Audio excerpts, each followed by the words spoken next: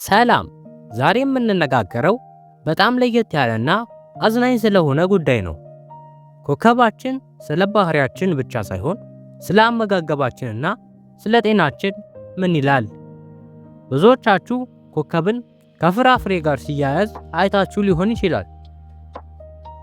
ዛሬ ግን ዝም ብለን ሳይሆን ከኮከቦች ንጥረ ነገር ወይም ኤሌመንት አንጻር የትኛው ፍራፍሬ ለጤናችሁ እንደሚስማማ በዝርዝር እንመለከታለን። የእርሶ ኮከብ የሚመክረው ፍራፍሬ የትኛው ይሆን? እስከ መጨረሻው አብራችሁን ቆዩ።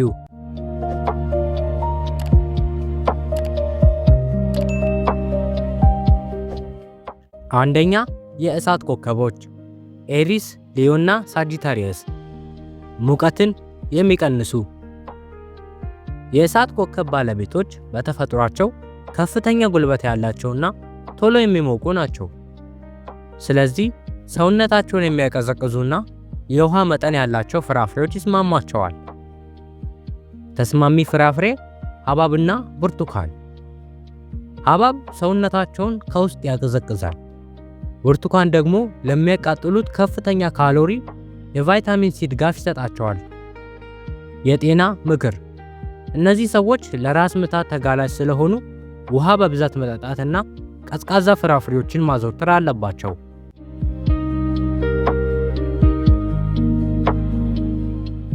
ሁለተኛ፣ የመሬት ኮከቦች ታውረስ፣ ቪርጎና ካፕሪኮርን። መሰረት የሚሆኑ የመሬት ኮከቦች ታታሪና ቁም ነገረኞች ናቸው። ይሁንና የምግብ መፈጨት ስርዓታቸው ዝቅተኛ ሊሆን ስለሚችል ፋይበር ያላቸው ፍራፍሬዎች ያስፈልጓቸዋል።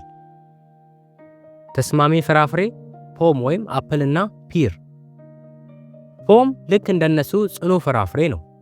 ለሰውነታቸው ጥንካሬ ይሰጣል፣ የምግብ መፈጨታቸውንም ያስተካክላል።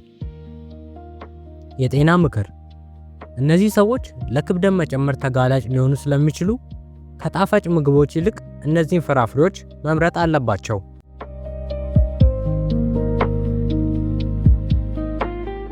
ሶስተኛ፣ የነፋስ ኮከቦች ጄሚኒ፣ ሊብራና አኳሪየስ። አእምሮን የሚያረጋጉ የነፋስ ኮከቦች ሁሌም በሐሳብ የተጠመዱና አእምሯቸው የማይረፍድ ነው። ስለዚህ የነርቭ ስርዓታቸውን የሚጠብቁ ፍራፍሬዎች ይስማሟቸዋል። ተስማሚ ፍራፍሬ ሙዝና አቮካዶ። ሙዝ ፖታሺየም ስላለው ጭንቀትን ይቀንሳል። አቮካዶ ደግሞ ለአእምሮ ስራ አስፈላጊ የሆኑ ቅባቶችን ይዟል።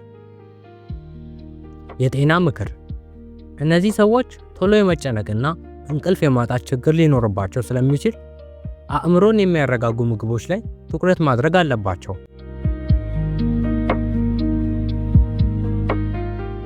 አራተኛ፣ የውሃ ኮከቦች ካንሰር፣ ስኮርፒዮና ፒስስ።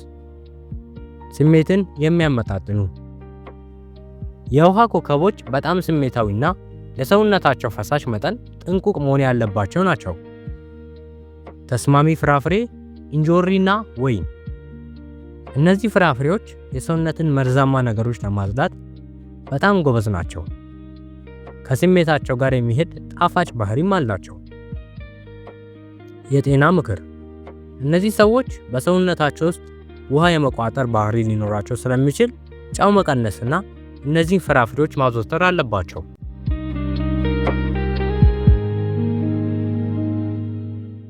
ሌላው አስገራሚ ነጥብ፣ የምንመገባቸው ፍራፍሬዎች ቀለሞች እንኳን ከኮከባችን ጋር ይያያዛሉ።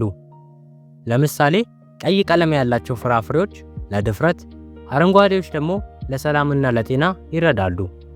እንደ ኮከባችሁ የቀለማት ምርጫችሁም ይለያያል።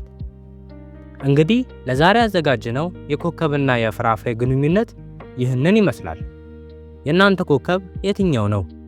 የምትወዱትስ ፍራፍሬ ከኮከባችሁ ጋር ገጠመ? ሐሳባችሁን ኮሜንት ላይ ጻፉልኝ። ቪዲዮውን ከወደዳችሁት ላይክ አድርጉ፣ ለጓደኞቻችሁም አጋሩ። በሚቀጥለው ቪዲዮ እስከምንገናኝ ሰላም ቆዩ።